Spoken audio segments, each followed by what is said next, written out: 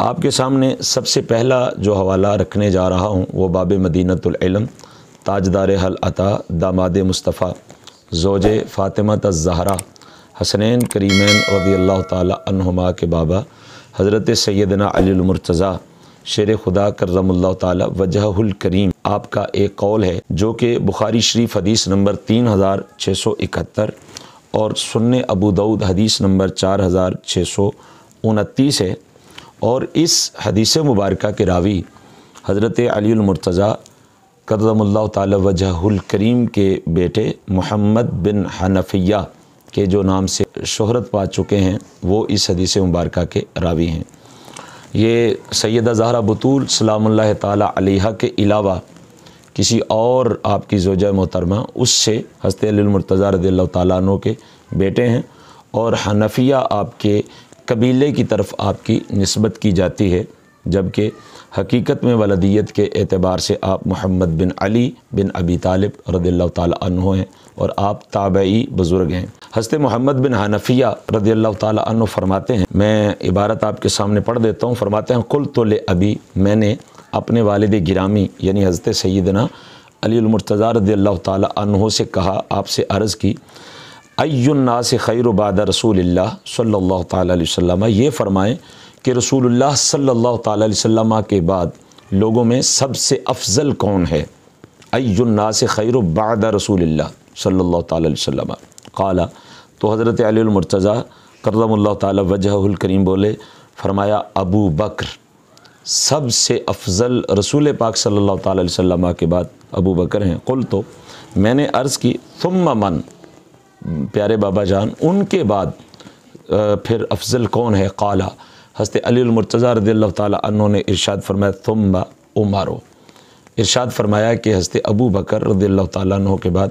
عمر رضی اللہ تعالیٰ عنہ سب سے افضل ہیں۔ پھر محمد بن حنفیہ یعنی محمد بن علی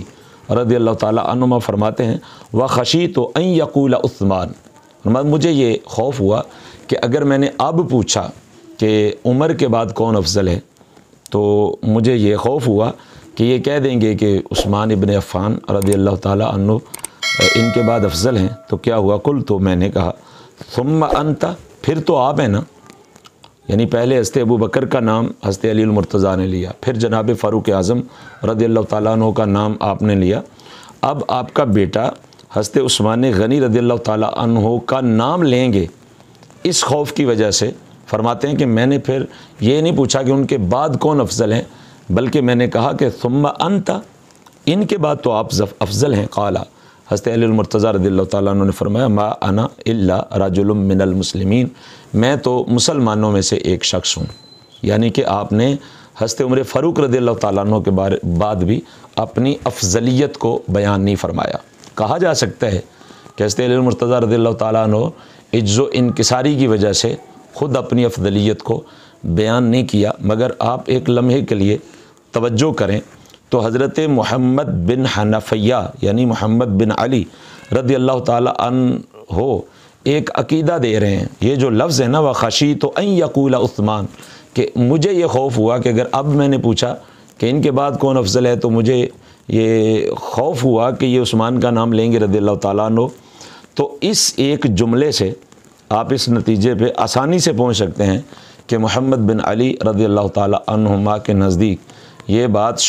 جو ہے وہ شہرت پا چکی تھی، اور آپ کے علم میں آ چکی تھی کہ سب سے افضل حضرت ابو بکر صدیق رضی اللہ تعالیٰ عنہ ہیں، اس کے بعد جناب فاروق اعظم رضی اللہ تعالیٰ عنہ، اس کے بعد جناب عثمان غنی رضی اللہ تعالیٰ عنہ ہیں، اور ان کے بعد حضرت علی المرتضیٰ رضی اللہ تعالیٰ عنہ کا مرتبہ ہے۔ یہ بخاری شریف میں اور سنن ابو داؤد میں یہ حدیث مبارکہ موجود ہے۔ مگر یہاں پہ میں یہ حوالہ ضرور یہاں پہ کوٹ کرنا چاہوں گا کہ یہ میرے ہاتھ میں کتاب ہے کنز الانابہ فی مناقب الصحابہ، یہ کتاب جناب ڈاکٹر طاہر القادری صاحب کی ہے، یہ میں نے دانستہ طور پہ یہ کتاب آپ کو دکھائی ہے۔ اس حوالے سے چونکہ جناب ڈاکٹر طاہر القادری صاحب کے ہزاروں فالور ایسے ہیں کہ جو اس بات کو نہیں مانتے، وہ حضرت علی المرتضیٰ رضی اللہ تعالیٰ عنہ کی